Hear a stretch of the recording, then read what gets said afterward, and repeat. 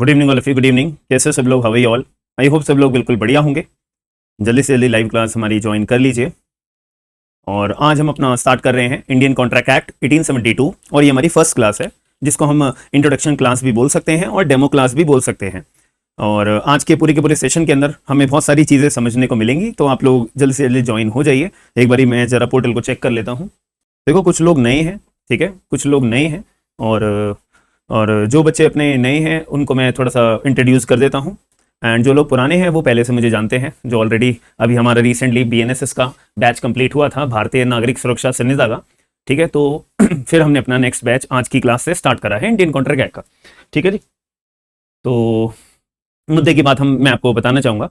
पहले उससे पहले जो BNSS के बच्चे हैं ना, याद रखना आपका वेडनेसडे को प्रीलिम्स का टेस्ट है, ठीक है। टेस्ट नंबर 1 प्रीलिम्स का अपना स्टार्ट हो जाएगा 1 बजे। तो सेक्शन नंबर 1 से लेके 110, हालांकि आपके जो आपका पोर्टल है उसके ऊपर मैसेज ऑलरेडी जा चुका है, ठीक है। तो आप लोग जो BNSS के बच्चे हैं जिनका बैच अभी पूरा हुआ है तो अपने टेस्ट के लिए कमर कस लो, ठीक है। जिन्होंने टेस्ट नहीं दिया ना उनका मेरे पास नाम आ जाएगा, याद रखना, ठीक है। चलो back to our Indian contract act. तो कौन कौन से बच्चे ऐसे हैं जिन्होंने पहले कभी इंडियन कॉन्ट्रैक्ट एक्ट पढ़ा है? आप में से कोई ऐसा बच्चा है जिसने पहले कभी इंडियन कॉन्ट्रैक्ट एक्ट पढ़ा है? IC है। और किस किस को कोई डिफिकल्टी आती है या आपको कभी एग्जामिनेशन में कभी दिक्कत आई हो, या किसी बच्चे ने अपना पहले कोई जुडिशरी का एग्जाम दिया है या देने वाले हैं, या कोई टारगेटेड स्टेट है कि सर मेरी स्टेट ये वाली है, मैं ये वाला स्टेट का तो पेपर देऊंगा या देऊंगी, एटलीस्ट ये वाली स्टेट का तो मैं देऊंगा ही देऊंगा। सर यूनिवर्सिटी में पढ़ा था मैंने, ओके। दीक्षा करे सर मैंने भी इंडियन कॉन्ट्रैक्ट एक्ट पढ़ा हुआ है, ओके, ठीक है। तो आज जो मैं आपको थोड़ा सा इंट्रोड्यूस करूंगा ना, वो फिर मेरे को थोड़ा सा कंपैरिजन बताइएगा कि आपको चीजें कितनी याद हुई हैं और पहले से आपको कितनी चीजें पता थी, ठीक है। चलो एक बेसिक बात समझते हैं। हमारा सब्जेक्ट का नाम क्या है? Indian contract act 1872। ये हमारा फ्रेज है, 3 पार्ट्स के अंदर डिवाइड है, इंडियन कॉन्ट्रैक्ट एक्ट 1872। इससे एक बात क्लियर होती है, ये जो कॉन्ट्रैक्ट हमारी बात कर रहा है इंडियन कॉन्ट्रैक्ट्स की बात कर रहा है, इंडिया के जो नागरिक है उनके ऊपर जो लागू, अगर ये इंडिया के लोगों के द्वारा अगर कॉन्ट्रैक्ट बनाया जा रहा है तो ये कानून हमारा गवर्नड होगा। अब इसके बारे में हम थोड़ी सी बाद में बात करेंगे, टेरिटोरियल जुरिडिक्शन के बारे में क्या बात होती है। But what do you mean by contract? आप में से कोई मुझे बता सकता है कि कॉन्ट्रैक्ट का एक सीधे शब्दों में अगर मैं बताना चाहूं एक आम आदमी को, तो कॉन्ट्रैक्ट का मतलब क्या होगा? कोई बता सकता है? हमारी क्लास में ऐसा बच्चा है कि कॉन्ट्रैक्ट का मतलब क्या होगा? What do you mean by contract? यार कॉन्ट्रैक्ट तो हमारा डेली जीवन में हर कदम पे होता है। मैं दुकान से दूध लेने जा रहा हूं तो मैं उसको पैसे दूंगा, पैसे के बदले वो मुझे दूध देगा। तो दुकानदार के मेरा और दुकानदार के बीच में क्या हो गया? कॉन्ट्रैक्ट हो गया। दैट्स इट, सिंपल सी बात है। तो वो कॉन्ट्रैक्ट माना जाएगा? बिल्कुल माना जाएगा। तो उसको हम कॉन्ट्रैक्ट बोलेंगे या कोई और नाम के जरिए पुकारेंगे? हाँ, लीगल एग्रीमेंट। अमित कह रहे हैं सर लीगल एग्रीमेंट। जो लोग हमारी क्लास के अंदर हैं तो मेरी रिक्वेस्ट है कि आप लोग थोड़ा सा ना चैट बॉक्स पे अपने अपने आंसर्स को टाइप करते रहिएगा, और जब मैं लिखने के लिए बोलूंगा अपने रजिस्टर्स में वो बातें लिखते रहिएगा। और मेरी कोई बोली हुई बात आपको पसंद आती है तो ये आदत बना लो, आज से ही, अभी से ही वो कॉपीज में अपने लिखते रहिएगा। क्योंकि याद रखना, जो हम क्लास के अंदर सुनते हैं इसका मतलब ये नहीं है कि आज से 6 महीने के बाद वो मेरे को बात याद रहेगी। लेकिन अगर आप कॉपी में अपनी वो बात को लिखते रहोगे ना, तो वो आपको 6 महीने के बाद क्या, लाइफ टाइम वो चीजें याद रहेंगी और वो काम आएंगी। याद रखना मेरी बात, ठीक है। तो वो सारी बातों को आप अपनी कॉपीज में लिखते रहिएगा, रजिस्टर में लिखते रहिएगा। बिकॉज आप जब अपना प्रीलिम्स के लिए रिवीजन करोगे तो वो रजिस्टर ही आपकी जो रिवीजन है वो बहुत इजी कर देगा। और प्रीलिम्स की तैयारी कैसे करनी होती है उसके लिए मैं आपको एक option after the end of the session में जरूर बताऊंगा। उससे आपकी प्रीलिम्स की तैयारी बहुत हद तक बहुत ईजी हो जाएगी, ठीक है। जो आपको कहीं नहीं, ये चीज कोई नहीं बताता। जो स्ट्रैटेजी होती है ना वो एक अलग है, वो आप फॉलो जरूर करोगे अपनी लाइफ में, अगर करोगे तो आपको सक्सेसफुल जरूर होंगे, ठीक है। चलो, कॉन्ट्रैक्ट का मतलब क्या होता है? जैसे कि हम देसी भाषा में अपनी बात करते हैं, लोग आपस में बात करते हैं, यार मैंने आज एक कॉन्ट्रैक्ट बनाया है, यार आज मैं कॉन्ट्रैक्ट करके आया हूं। आपने अपनी मम्मी के पापा के मुंह से भी ये बातें सुनी होंगी, हाँ है ना। बट वो जो शब्द का इस्तेमाल करते हैं, क्या वो सही शब्द का इस्तेमाल करते हैं? नहीं करते, क्योंकि पार्टीज के बीच में एग्रीमेंट हुआ है। अब वो एग्रीमेंट को कॉन्ट्रैक्ट वर्ड से पुकारा जाता है, क्या ये सही है? नहीं है, वो गलत बोलते हैं, वो गलत बोलते हैं। क्योंकि कॉन्ट्रैक्ट कब बनता है? मान लेते हैं कि मैंने कोई एक ऐसा ड्रग्स की सप्लाई करने का एक कॉन्ट्रैक्ट करा है जी। मैंने अमित को बोला, अमित मेरे पास ना ड्रग्स हैं, आप खरीदोगे? अमित ने कहा हाँ जी सर मैं खरीदूंगा। तो अमित और मेरे बीच में ये क्या कॉन्ट्रैक्ट है या एग्रीमेंट है? It is just a agreement. Agreement तो कोई भी किसी भी चीज का कैसे भी बना सकता है। बट अगर यही बात आती है कॉन्ट्रैक्ट बनाने के लिए, तो कॉन्ट्रैक्ट बनाने के लिए हमारे को किस चीज की मिर्ची मसाले की जरूरत होती है? एनफोर्सेबिलिटी की। ये आपको सिंपल शब्दों में पहले भी आपने अगर इंडियन कॉन्ट्रैक्ट एक्ट पढ़ा है तो वो भी आपको ये चीजें पढ़ाते होंगे कि अगर हमारे को कॉन्ट्रैक्ट बनाना है कोई भी पर्टिकुलर एग्रीमेंट को तो उसके लिए एनफोर्सेबिलिटी का होना जरूरी होता है। तो मुद्दे की बात, तो एग्रीमेंट और कॉन्ट्रैक्ट के बीच में एक बेसिक मतलब समझ में आ गया। अगर आपसे आज जब आप क्लास अटेंड करने के बाद में किसी से बोलोगे कि आज कौन सी क्लास आपने अटेंड करी है तो कॉन्ट्रैक्ट की, तो आपसे अगर कोई मतलब पूछेगा तो बता सकते हो कि एग्रीमेंट और कॉन्ट्रैक्ट के बीच में क्या अंतर होता है? एनफोर्सेबिलिटी का। अभी एनफोर्सेबिलिटी का मतलब क्या है यार? ये तो बहुत ही ज्यादा कॉम्प्लिकेटेड शब्द है सर हमारे दिमाग में सर में दर्द हो जाता है एनफोर्सेबिलिटी नाम के शब्द को सुन के। आप में से एनफोर्सेबिलिटी बाय लॉ अगर कोई एग्रीमेंट में मिल जाता है तो वो कॉन्ट्रैक्ट बन जाता है। तो इससे क्या मतलब समझे आप? What do you mean by it? हमें रट्टू तोते तो बनना नहीं है, हमें बस रटने तो है नहीं चीजें। हर एक शब्द का मतलब अगर पता होगा तो आंसर राइटिंग हमारी बहुत ईजी हो जाएगी, प्रीलिम्स के क्वेश्चन बहुत इजीली समझ पाएंगे। सर किसी वस्तु का किसी और वस्तु के द्वारा लिया जाना कॉन्ट्रैक्ट होता है। दीक्षा आपका आंसर गलत है। अगर मेंस के लिए या जुडिशरी के लिए आप ये आंसर लिख रहे हो तो गलत है आपका आंसर। आपने जो शब्द का इस्तेमाल करा है वो गलत करा है। वहां कॉन्ट्रैक्ट वर्ड ना लिख के हम एग्रीमेंट वर्ड लिखेंगे, ठीक है? आपने बोला किसी वस्तु को खरीदना, बेचना, आपस में पार्टीज का डीलिंग करना, वो कॉन्ट्रैक्ट होता है नहीं, वो एग्रीमेंट होता है। यही तो मैं आपको एक चीज समझा रहा हूं। और ये अगर आपने अभी आगे भी चलेंगी क्लासेस हमारी इसी चीज के ऊपर, मेंस के लिए, प्रीलिम्स के लिए यही सवाल पूछे जाते हैं एग्जाम में। सेक्शन में 1 से लेके 35 to 40 तक अगर आपने अच्छे से अपनी कमांड बना लेना, समझ लो आपको पूरा कॉन्ट्रैक्ट पार्ट 1 हो गया है। उससे आगे की आपको टेंशन लेने की जरूरत नहीं है, वो बस रटने की चीजें हैं, वो आपको मैं रटवा दूंगा। अगर सेक्शन 1 से लेके 40 तक अगर आपने अपनी कमांड बना ली, समझ लेना आपका प्रीलिम्स का, मेंस का जो कॉन्ट्रैक्ट का जो भारी भरकम क्वेश्चन बनाने का जो एक स्ट्रेटेजी बनाता है एग्जामिनर, वो आपकी बहुत फ्री हो जाएगी, आप उस चीज से फ्री हो जाओगे, ठीक है? पहले मुझे सभी लोग एक बात बताइए, एनफोर्सेबिलिटी से आप लोग क्या समझते हो? आप कह रहे हो ना, मैंने आप लोगों से पहला क्वेश्चन यही पूछा था कि क्या आप में से किसी ने कॉन्ट्रैक्ट एक्ट पढ़ा है पहले? आधे से ज्यादा बच्चों ने बोला हाँ सर हमने पढ़ा है।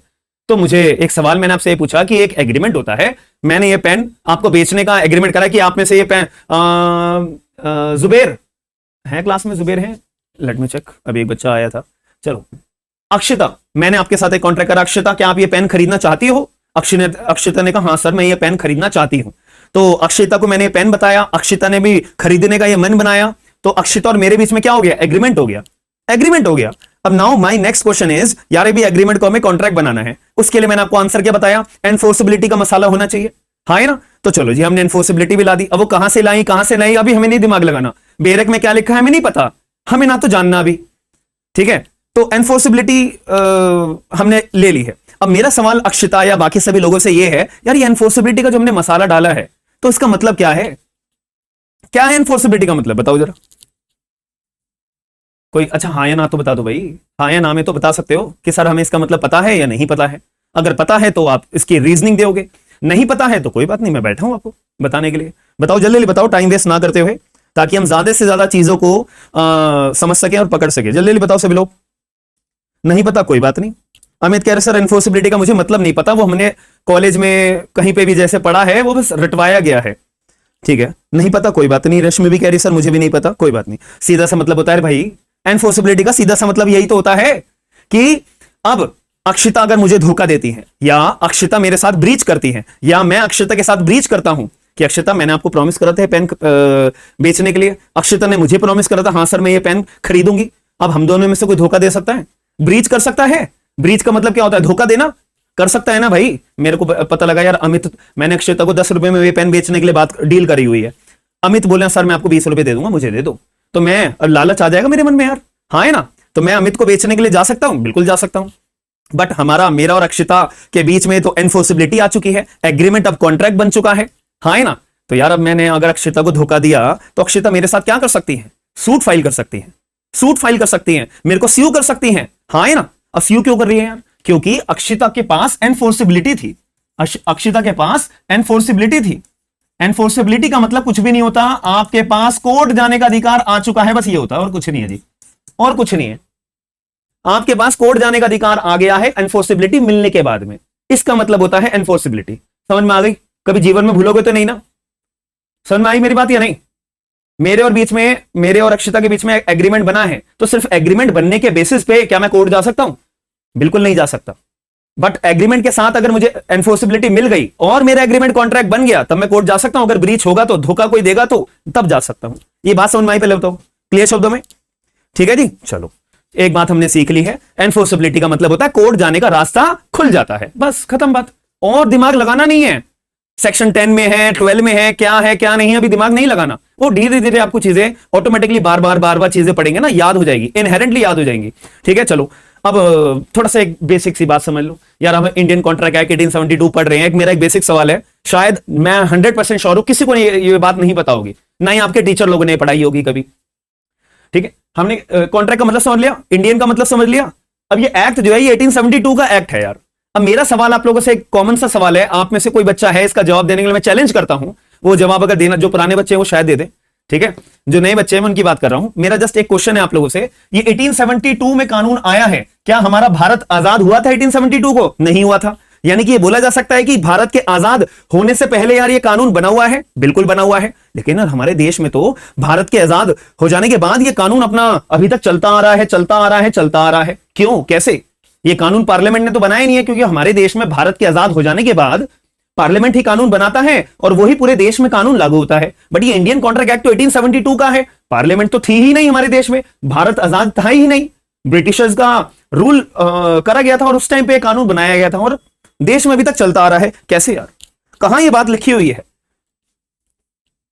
बताओ जरा। एक छोटा सा बेसिक सा सवाल है जो मुझे लगता है कि आप में से हर कोई इस जवाब देने के लिए अपने आप को कॉम्पिटेंट मानना चाहिए, क्योंकि आपको सब जगह पे बेसिक बातें तो बताते हैं कि हाँ ये एनेक्ट कब हुआ, एनफोर्स कब हुआ, ये कब हुआ, ये तो बेसिक बातें हैं, तो बच्चा बिना क्लास लिए भी पढ़ लेगा। बट आपने क्लास ज्वाइन क्यों करी है? कुछ एक्स्ट्रा ऑर्डिनरी अपनी चीजें सीखने के लिए, अपने माइंड में एक एक्स्ट्रा ऑर्डिनरी चीजें याद करने के लिए, पेपर में कोई सवाल आएगा तो उसके लिए मैं कॉम्पिटेंट अपना जवाब दे सकूं। इंटरव्यू में अगर आपसे सवाल पूछ लिया तो यार बताओ ये इंडियन कॉन्ट्रैक्ट 1872 है तो प्री लेजिस्लेशन लॉ है, मतलब पार्लियामेंट के द्वारा तो बनाया हुआ नहीं है, लेकिन हमारे देश में लागू है, कैसे है बताओ जरा इसका जवाब। उस टाइम पे आप डम हो जाओगे और नर्वस हो जाओगे, हाँ है ना, बट है सवाल बेसिक सा।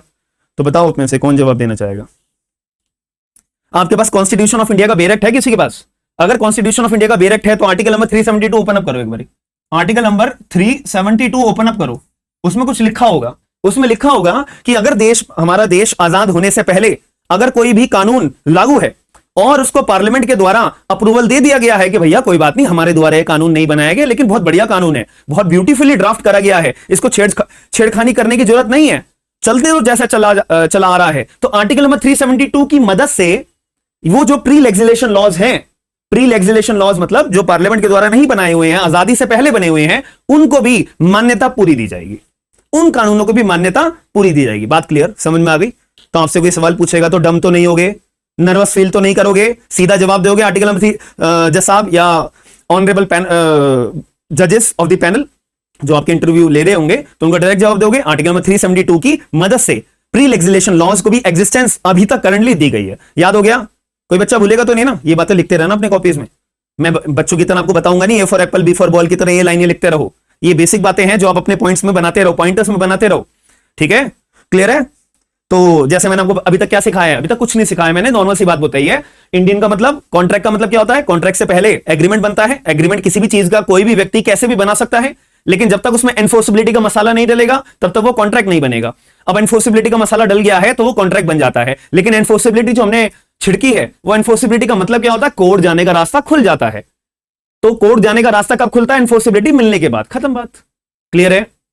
और 1872 का कानून है यार, ये पहले का बना हुआ है, अभी तक क्यों लागू है? क्योंकि आर्टिकल 372 मान्यता देता है। That's it. Am I clear? एक कदम और आगे बढ़े, चलो। अब एक बेसिक से रटने वाली चीजें हैं ये। हमारा जो इंडियन कॉन्ट्रैक्ट एक्ट है वो कब लागू हुआ था हमारे देश में? अनएक्ट कब हुआ था?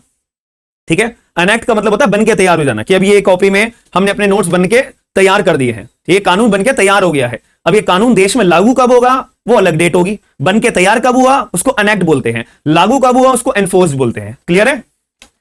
समझ में आई मेरी बात? ये तो बेसिक बातें हैं तो सबको पता होनी चाहिए, बट फिर भी मैंने एक्सप्लेन कर दिया है, अगर बाई चांस किसी को नहीं पता हो, नॉट एन प्रॉब्लम। और आप लोग बिना हेजिटेशन के कोई भी छोटे से छोटा, बेकार से बेकार, अच्छे से अच्छा सवाल होगा ना, मैं आपको हर एक सवाल के जवाब के लिए अप्रिशिएट करूंगा।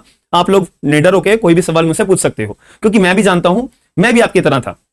समझ मेरी बात? क्यों बहुत ऐसे सवाल होते हैं जो हमारे मन के अंदर एक बहुत परेशानी क्रिएट करते हैं, लेकिन डर की वजह से यार सामने वाला मेरे बारे में क्या सोचेगा क्या नहीं सोचेगा, ठीक है? तो ये बिना सोचते हुए ये मत सोचना, ठीक है? आपके मन में जो भी कोई सवाल आए जस्ट पूछ लो, दैट्स इट, ठीक है, वो कसर पूरी कर दो, क्योंकि आज अगर आपके मन में कोई भी सवाल जो आपने पूछा है, अगर वो आज क्लियर हो गया ना, वो लाइफ टाइम तक याद रहेगा। वरना आज आपने जो कोई सवाल मन में है वो नहीं पूछा, तो वो लाइफ टाइम तक आपको पिंच करेगा, परेशानी देगा। ठीक है, हमारे लॉ की फील्ड में भाई यही होता है। डायरेक्ट क्लियर कर लो चीजें। ठीक है, चलो आगे चलते हैं, एक कदम और आगे चलते हैं। हाँ, एनएक्ट कब हुआ था जी? 25 अप्रैल 1872, रटने वाली बात है। और एनफोर्स कब हुआ था? 1 सितंबर 1872, रटने वाली बात है। कभी कभी घूमते फिरते, कभी किसी एग्जामिनर का मन कर गया, प्रीलिम्स में एक सवाल डाल देंगे, वैसे तो हम नहीं डालेंगे, बट स्टिल अगर आप हमारी किस्मत अच्छी हुई तो ये सवाल भी आ जाएंगे। कितने चैप्टर्स है जी? 11 पार्ट्स के अंदर, 11 चैप्टर्स के अंदर ये डिवाइड करा हुआ है। ठीक है जी। और एक्ट नंबर क्या है जी? एक्ट नंबर 9 है, यानी कि 1872 में भतेरे कानून बने होंगे। केवल इंडियन कॉन्ट्रैक्ट एक्ट ही थोड़ी ना बना था, भतेरे कानून बने थे। तो उनमें से 9वें नंबर का कानून कौन सा था? इंडियन कॉन्ट्रैक्ट एक्ट था। ठीक है, अच्छा एक बात, छोटा सा क्वेश्चन, 1872 को क्या कोई और भी कानून बनकर तैयार हुआ था? बताओ जल्दी जल्दी, बेसिक सवाल है। इंडियन कॉन्ट्रैक्ट एक्ट के अलावा कोई एक और भी कोई नया मतलब कोई और भी कानून बनकर तैयार हुआ था क्या? क्या मैं बोल सकता हूं इंडियन एविडेंस एक्ट 1872 भाई, जो अब के आज के टाइम में, आज के समय में, जिसको हम भारतीय साक्ष्य अधिनियम के नाम से पुकारते हैं। हाँ है ना?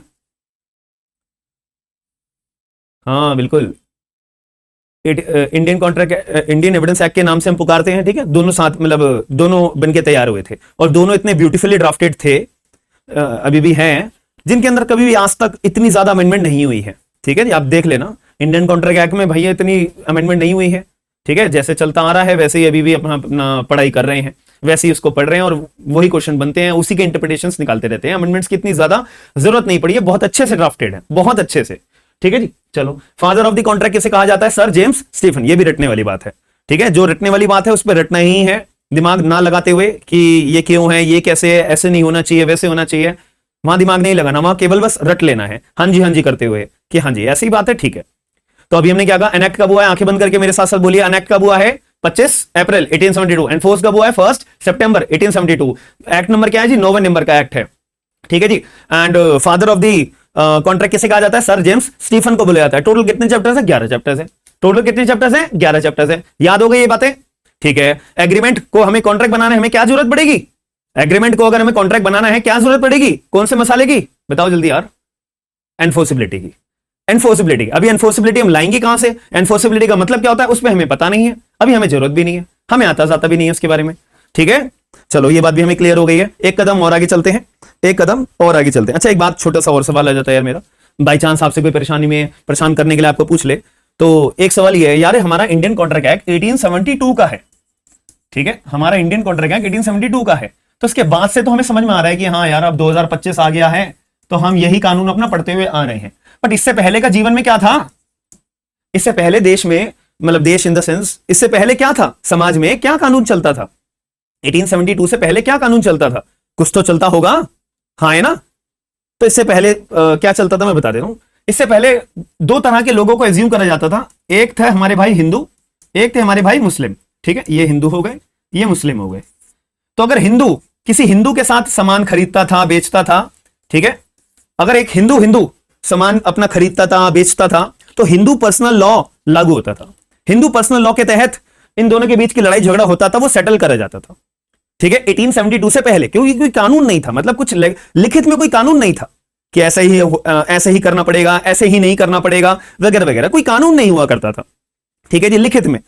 तो हिंदू हिंदू अपना अगर कोई सामान खरीदते थे, बेचते थे, उनकी लड़ाई झगड़ा होता था, तो उनको सेटल करने के लिए हिंदू पर्सनल लॉ ही लागू होता था। अब अगर कोई मुस्लिम मुस्लिम अपना सामान खरीदते थे, बेचते थे, तो इनका मुस्लिम पर्सनल लॉ अपना लागू हो जाता था डिस्प्यूट को सेटल डाउन करने के लिए। बस बेसिक बात थी। लेकिन अगर एक हिंदू एक मुस्लिम आपस में सामान खरीदते थे, बेचते थे, तब कौन सा कानून लागू होता था? तब जो है जो रिस्पोंडेंट का कानून होता था। जैसे कि मान लेते हैं एक हिंदू है, एक मुस्लिम है, इन्होंने आपस में अपना सामान खरीदा, बेचा, दैट्स इट। अब ये प्लेंटिफ पार्टी हो गई, ये रिस्पोंडेंट पार्टी हो गई। ठीक है, तो अब इनके डिस्प्यूट को सेटल करने के लिए कौन सा कानून लगाते थे? जो रिस्पोंडेंट का होता था। अब रिस्पोंडेंट कौन है? हमारे केस में मुस्लिम है, तो मुस्लिम पर्सनल लॉ के तहत डिस्प्यूट को सेटल करा जाता था। बात खत्म, कुछ भी नहीं है, नई बात। हाँ है ना? क्लियर हो गई बात? ये बाई चांस आपसे कभी पूछ लिया जाए तो ये बात को याद रहना चाहिए। पहले बताओ, ये पॉइंट क्लियर हो गया? अब इस प्रक्रिया को किस नाम से पुकारा जाता था? 1872 से पहले आपस में खरीदना, बेचना, कोई लड़ाई झगड़ा होता था, ब्रीच होता था, डिस्प्यूट अराइज होता था, तो उसको सेटल करने के लिए क्या बोला जाता था? उसको क्या बोले जाता था? उसको बोले जाता था स्टैट्यूट ऑफ, तो इस प्रक्रिया को हम क्या बोलते थे? स्टैट्यूट ऑफ 1791, सॉरी 1781,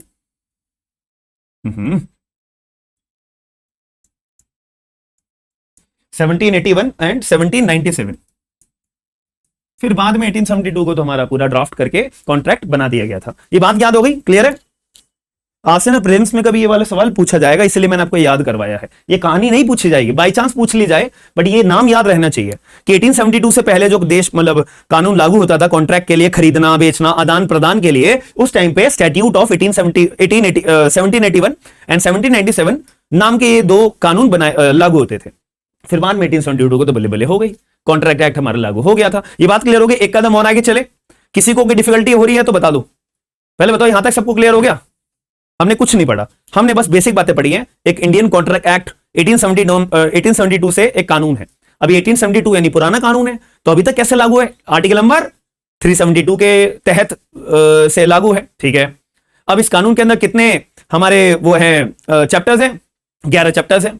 और एनेक्ट कब हुआ था? एनेक्ट हुआ था 25 अप्रैल, एनफोर्स्ड हमारा 1 सितंबर को। और father of contract act sir James Stephen.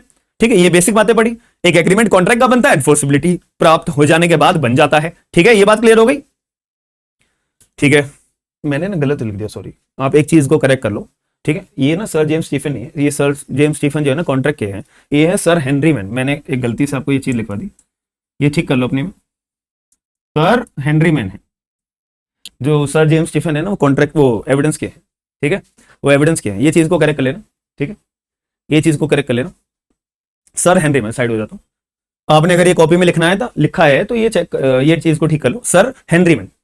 क्योंकि दो ऑप्शन एग्जाम में क्वेश्चन पूछे जाते हैं, फादर ऑफ एविडेंस किसे कहा जाता है एंड फादर ऑफ कॉन्ट्रैक्ट किसे कहा जाता है। ये दोनों के अंदर हम कंफ्यूज हो जाते हैं ना, तो उसके लिए आपको थोड़ा सा नाम याद रखना है। कॉन्ट्रैक्ट के लिए सर हेनरी मैन और एविडेंस के लिए सर जेम्स स्टीफन। ठीक है जी, क्लियर है? ये चेक कर लेना भाई, ये लिख लो कॉपी में अपनी, लिख लो, गलती मत करना। ठीक है जी, चलो अब एक कदम और आगे चलते हैं, एक कदम और आगे चलते हैं। चलो अब एक और सवाल मेरे दिमाग में आ जाता है जिससे कि आपके दिमाग में क्लैरिटी आएगी। हमने जो जो चीजें पढ़ी है वो अपनी साइड रखिएगा। अब थोड़ा सा हम एक कंसेप्ट लेके आते हैं। मान लेते हैं कि एक कॉन्ट्रैक्ट हमारा हो गया। कॉन्ट्रैक्ट में वर्ड यूज कर रहा हूं, मैं वर्ड यूज कर रहा हूं कॉन्ट्रैक्ट, बट वो वाला कॉन्ट्रैक्ट नहीं जो हम आम भाषा के आम आदमी की तरह आपस में शब्द का इस्तेमाल करते हैं। अरे भाई तेरे भाई आज एक कॉन्ट्रैक्ट बना के आया है। अरे भैया नहीं यार, वो कॉन्ट्रैक्ट नहीं बना के आए, तुम वो एग्रीमेंट बना के आए हो। ठीक है, क्लियर है ना? चलो, तो अगर मान लेते हैं मैं दो पार्टीज के बीच में अपना कॉन्ट्रैक्ट हो गया है और एक पार्टी ने कर दिया है ब्रीच, एक पार्टी ने कर दिया है ब्रीच। अब आप क्या करोगे? क्या रेमेडीज है आपके पास available as per the law? What you can do? आप उसका क्या बिगाड़ सकते हो, बताओ जरा। आपने के मन में जो जो सवाल मतलब जो जो जवाब आए वो चैट बॉक्स के अंदर लिखते रहो, मैं सबके जवाब पढ़ता रहूंगा। कि अगर कोई भी व्यक्ति ने आपके साथ ब्रीच कर दिया है तो आखिरकार आप उसका बिगाड़ क्या सकते हो, ये बता दो बस। क्या करोगे इसके साथ? क्या रेमेडीज आपके पास अवेलेबल है? अरे बताओ, जल्दी बताओ यार, टाइम नहीं है, हमें ज्यादा से ज्यादा चीजें कवर करनी है। अब मैं आपके जवाब का वेट करूंगा ना तो फिर तो टाइम निकलता चला जाएगा। जल्दी बताओ मुझे। एक हेडिंग भी बना लेना अपनी कॉपीज में, अपनी कॉपीज में एक हेडिंग भी बना लो साथ साथ, civil remedies in case of breach. Civil remedies in case of breach, कि अगर कोई व्यक्ति के साथ मैंने कॉन्ट्रैक्ट कर दिया यार और उसने ब्रीच कर दिया तो मैं उसके साथ क्या कर सकता हूं, पता तो होना चाहिए ना। मैं सिविल रेमेडी है और कॉन्ट्रैक्ट किसी ने मेरे साथ करा और वो सामने वाला मेरे को धोखा देके जा चुका है, then what remedies, what powers and what legal remedies I am having to just recover my losses. ठीक है, मैं क्या कर सकता हूं सर? सीयू करूंगा मैं। अमित कह रहे सर हम तो सीयू करेंगे, बस हम तो सीयू करेंगे। ठीक है, चलो बढ़िया है भाई, सीयू करोगे तो बढ़िया, वेरी नाइस। तो आपने हेडिंग बना ली ना, यहाँ पे हेडिंग बना लेना, civil remedies in case of breach. ठीक है, अपनी कॉपीज में। सबसे पहली बात, हम अमित की बात मान लेते हैं, हम सीयू करेंगे, बट सीयू करने के लिए भी आप कैसे सीयू करोगे, बताओ जरा, कैसे सीयू करोगे? जागृति ने बताया सर मेरे पे ना ऑप्शन होगा, एक तो कंपनसेशन में क्लेम कर सकती हूँ, वेरी नाइस। एक सर पैसिव परफॉर्मेंस में क्लेम कर सकती हो, वेरी नाइस, अंडर एसआरए, बहुत अच्छी बात है। और क्या करोगे? तो बच्चा बच्चा जानता है बात, बट मुझे थोड़ा सा आपको एक्स्ट्रा ऑर्डिनरी बनाना है ना यार, तो दिमाग में और क्या बातें आती हैं। देखो, सीयू करने का मतलब क्या होता है? सूट फाइल करना। बट एक बात बताओ, क्या कभी आपने ऐसा सूट का नाम सुना है कि मैं सूट फाइल करने जा रहा हूं ब्रीच के लिए? कभी ऐसा सुना है अपने टाइटल के नाम से? सूट का टाइटल कभी ऐसा होता है क्या कि सूट हम फाइल करने जा रहे हैं जी ब्रीच के लिए? नो, ये आपकी नॉलेज के लिए बता रहा हूं। आप एक एडवोकेट भी हो, कुछ होंगे या कुछ बनने वाले होंगे या बन चुके होंगे, ठीक है? हमेशा याद रखना, ये सारी चीजें जो भी सिविल रेमेडीज होती है ना, ये सारी चीजें एक ही कैटेगरी में आती है, जिसको बोलते हैं टॉर्ट, जिसको बोलते हैं टॉर्ट। तो टॉर्ट का मतलब क्या होता है कि आप इसमें आपके पास डैमेजेस क्लेम करने का अधिकार आ चुका है, कंपनसेशन क्लेम करने का अधिकार आ चुका है, ठीक है? तो यहां पे जब आप सूट फाइल करते हो ना, तो आप सूट फाइल करते हो डैमेजेस के लिए, ठीक है? आप जो है सूट फाइल करते हो डैमेजेस के लिए। बट ग्राउंड क्या होता है? ग्राउंड फिर आपका अलग अलग हो सकता है। जिसने मुझे गाली दी है, इसने मेरा डिफेमेशन करा है, मेरी समाज में इतनी इज्जत है, और ये मुझे उल्टा सीधा कैसे बोल सकता है? मेरे को उसके खिलाफ डिफेमेशन का, डैमेजेस का सूट फाइल करना है। तो डैमेजेस का सूट फाइल होता है on ground of defamation, on ground of breach of contract, on ground of any liability जो भी आपके ऊपर बीती है, समझ में आई? बट सूट का टाइटल क्या रहेगा? डैमेजेस। और वो ग्राउंड अलग अलग रहेंगे सबके, डिपेंड करता है कि आप क्या ग्राउंड लेकर आ रहे हो। ये बात याद हो गई है? कभी भूलोगे तो नहीं ना? सूट फाइल होता है डैमेजेस के लिए, ठीक है? और ग्राउंड अलग अलग होते हैं। हमारे केस में कौन सा ग्राउंड है? हम डैमेजेस का तो सूट फाइल कर रहे हैं, सीयू कर रहे हैं डैमेजेस के लिए, जैसा अमित ने बोला, ठीक है? जागृति ने बोला, सही बोला बिल्कुल। बट एक लहजा होना चाहिए बताने का, सामने वाले को लगना चाहिए कि यार ये वकील से मैं बात कर रहा हूं, एक आम आदमी से बात नहीं कर रहा, ठीक है? एक वकील से बात कर रहा हूं। तो आपको थोड़ा कॉन्फिडेंस सामने वाले को बताना है कि you can file the suit for damages on the ground of breach of the contract, on the ground of the breach of the contract. सामने वाले को आप थोड़ा प्रेजेंटेबल फॉर्म में चीजें बताओगे, समझ में आएगी ना बात? ठीक है, एक बात तो ये क्लियर होगी सूट। अब आपको एक छोटा सा मैं पॉइंट और क्लियर कर देता हूं, शायद आपको लाइफ में ये पॉइंट क्लियर नहीं हो पाएगा, ठीक है? तो मेरी ड्यूटी बनती है। एक चीज होती है डैमेजेस, जिसको अनदर फॉर्म में हम कंपनसेशन भी बोल सकते हैं, ठीक है जी? और एक शब्द होता है हमारा पेनल्टी, एक शब्द होता है हमारा पेनल्टी, फाइन, फीस, है ना? मैं यहां लिखता रहूंगा, ये चीजें आप लोग अपनी कॉपीज में उतारते रहिएगा अपने हिसाब से। पेनल्टी, फीस, फाइन, दोनों में क्या अंतर है यार? ये दोनों में क्या अंतर है? दोनों सेम ही तो है, पैसे ही तो आ रहा है भाई, पैसे ही तो आ रहा है। बट दोनों में अंतर क्या है? जैसे कि आप लोगों ने मुझे बोला कि अगर मेरे साथ में ब्रीच होगा, अगर मेरे साथ में, जैसे कि फॉर एग्जांपल, जैसे हमारी क्लास में, मैं बच्चों की बात कर लेता हूं, विवेक है, या दीक्षा है, अक्षिता है, अश्वनी है, सुनील जी हैं, जागृति हैं, अमित है, या रश्मि है, ऐसा केस में भी जो जो लोग हैं, ठीक है? तो मैंने आपके साथ कॉन्ट्रैक्ट करा कि ये पेन मैं आपको बेचूंगा, ठीक है? मैंने कॉन्ट्रैक्ट वर्ड यूज कर रहा हूं, मैंने कॉन्ट्रैक्ट वर्ड यूज करा, कॉन्ट्रैक्ट बनाया, और कि मैं ये पेन आपको 10 रुपए में बेचूंगा। अब आप लोग मेरे घर पे आए, टिंग टोंग बेल बजाई कि सर आपने हमारे साथ कॉन्ट्रैक्ट करा था, पेन दो। मैंने कहा भाड़ में जाओ, मैं तो नहीं देता। तो आप लोग मेरे साथ क्या कर सकते हो जी? क्या कर लोगे मेरा? आप मेरा जो है मेरे खिलाफ सूट फाइल करोगे। जैसे अभी हमने एक टर्म पूछा, अब सूट फाइल करने के लिए भी आप डैमेजेस क्लेम करोगे, कंपनसेशन क्लेम करोगे, हाँ है ना? कि यार आयुष सर ने हमारे साथ धोखा करा है, अब आयुष सर हमारे को पेन नहीं बेच रहे, मेरा दिमागी संतुलन बिगड़ गया, मेरे को बहुत दुख हुआ। मैं तो सपने देख रहा था आयुष सर हमारे को पेन बेचेंगे, हाँ है ना? समझ में आ रही है मेरी बात या नहीं? बट आयुष सर ने हमारा सपना तोड़ दिया है पेन ना बेचने की वजह से, ठीक है जी? तो आप लोग डैमेजेस क्लेम करोगे। बट मेरा क्वेश्चन ये है, डैमेजेस, कंपनसेशन, साथ में पेनल्टी, फीस, फाइन, इन दोनों में अंतर क्या है? दोनों सेम चीज है आपके सेंस में? आप इस बात से क्या समझते हो? दोनों सेम चीज है या अलग अलग है? कितने बच्चे ऐसे हैं, कितने भारतीय ऐसे हैं जो इन दोनों बातों को सेम मानते हैं? एक बारी हाँ या ना में बोल दो।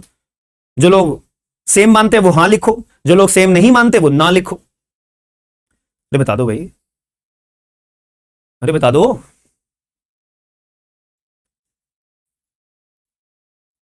बताते नहीं हो यार तुम लोग टाइम से। हाँ या ना में तो बोल ही सकते हो।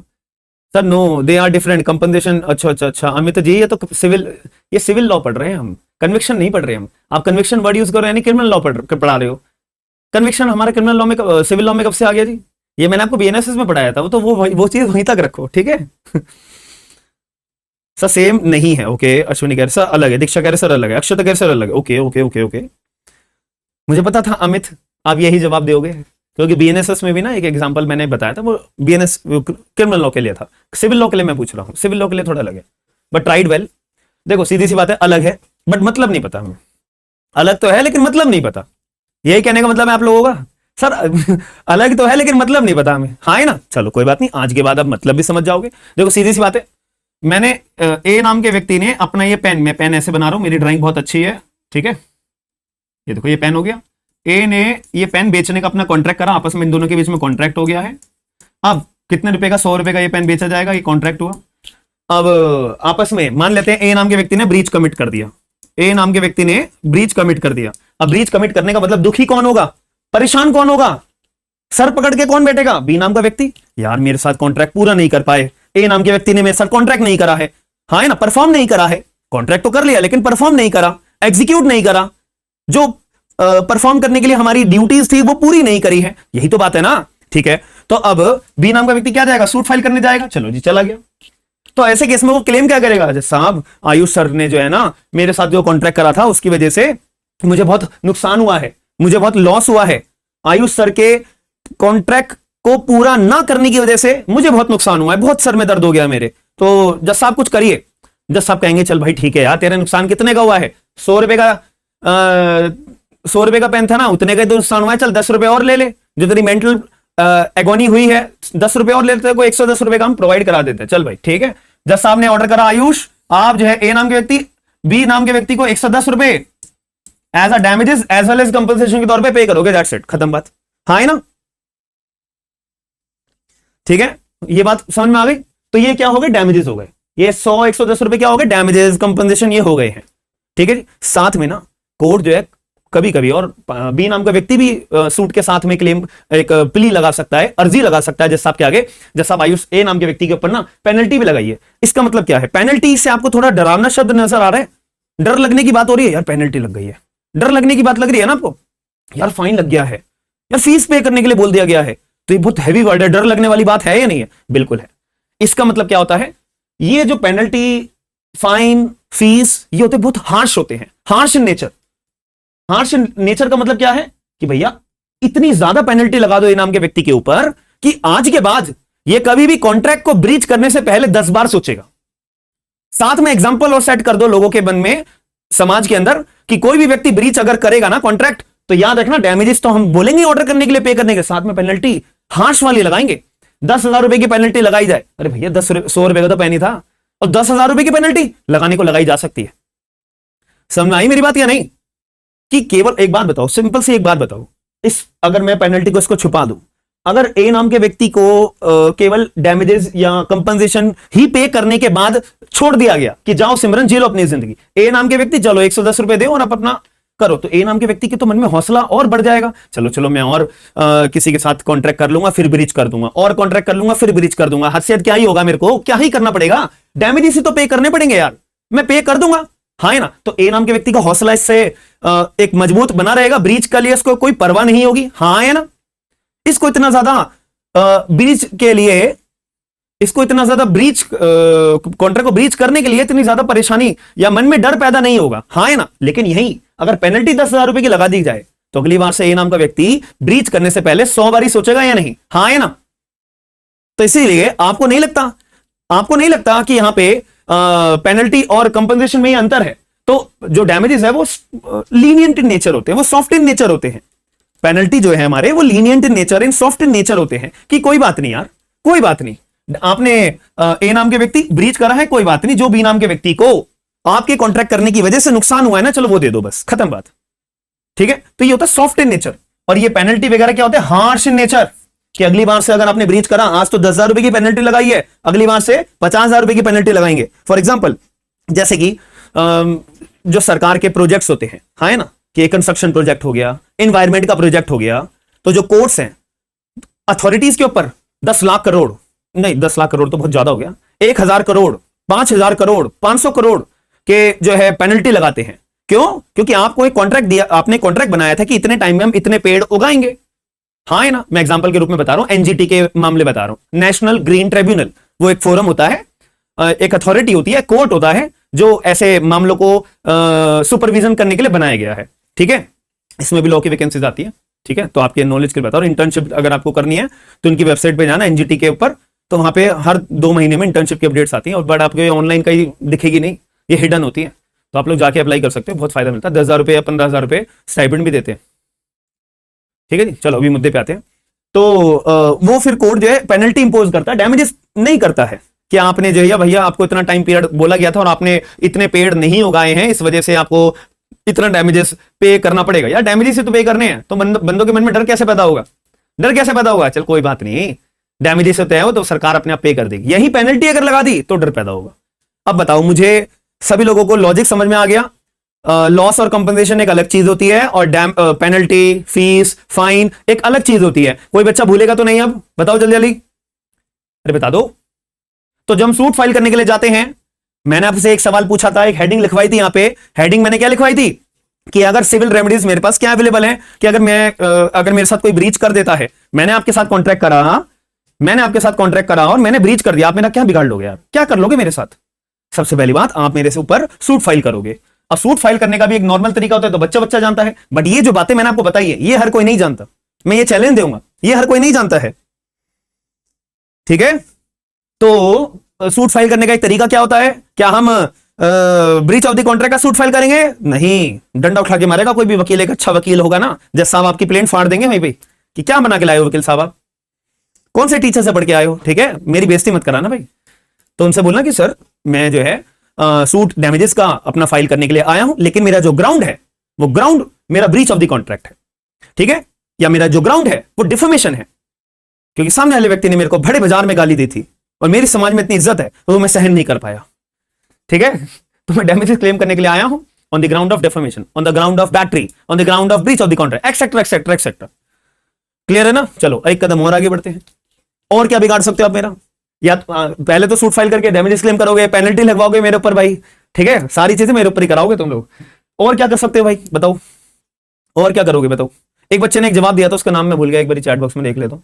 सर स्पेसिफिक परफॉर्मेंस, बढ़िया जवाब दिया था। अब एक बात बताओ, एक नेक्स्ट मेरे साथ क्या रेमेडी आपके पास अवेलेबल है स्पेसिफिक परफॉर्मेंस की, ठीक है? स्पेसिफिक परफॉर्मेंस का मतलब क्या होता है यार? ये बहुत डरावना वर्ड नहीं लग रहा है? कुछ भी नहीं, इसको हम गवर्नड होता है अंडर स्पेसिफिक रिलीफ एक्ट से, ये चीज गवर्नड होती है। स्पेसिफिक परफॉर्मेंस का मतलब कुछ भी नहीं होता। जैसे कि मान लेते हैं अभी वही पुराना वाला एग्जांपल, ए नाम का व्यक्ति है, ए ने बोला ये पेन में अपना, बी को बोला कि ये पेन भाई खरीदोगे, बी ने कहा हाँ मैं खरीदूंगा, दोनों के बीच में कॉन्ट्रैक्ट बन गया। मैं वर्ड यूज कर रहा हूं कॉन्ट्रैक्ट, अब कॉन्ट्रैक्ट में वर्ड यूज कर रहा हूं तो इनहेरेंटली आपको ये बात ऑटोमेटिकली समझ में अब आ जानी चाहिए कि ये पहले एग्रीमेंट था, फिर एनफोर्सेबिलिटी इसको मसाला डाल के मिल गई, फिर जाके वो कॉन्ट्रैक्ट बना होगा। क्लियर हुई ना ये बात?